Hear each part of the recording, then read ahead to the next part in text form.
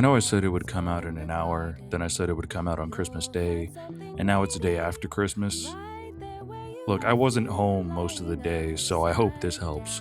Anyways, here's part 2.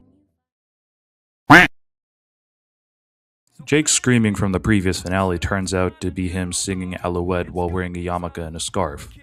Finn and Jake watch the Ice King's secret tapes, expecting evil plans, but instead see his loneliness. One tape shows him crying. While BMO decodes his tearing into an image of Gunther, the other shows him awkwardly questioning Wildberry Princess about Gunther's bad behavior. The Ice King tries to stop them by invading the tree fort with an army of snowmen, sneaking in through the chimney and letting them inside. But Finn and Jake easily defeat them and finish the tapes. The final tape reveals the Ice King's tragic past as Simon Petrikov, a human antiquarian engaged to Betty before the Mushroom War.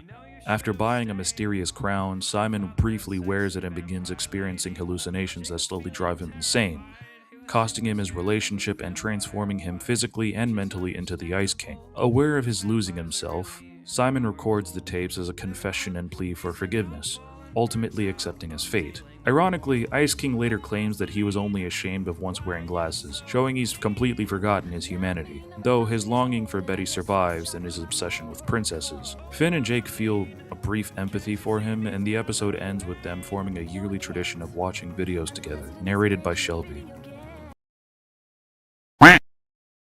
I was pleasantly surprised how good the second part of this was. And given how the final tape kind of touches up on some later lore, this episode is rather important. For that, I rate the entire special an 8 out of 10. My expectations were low, but part 2 proved me wrong. You're a hog!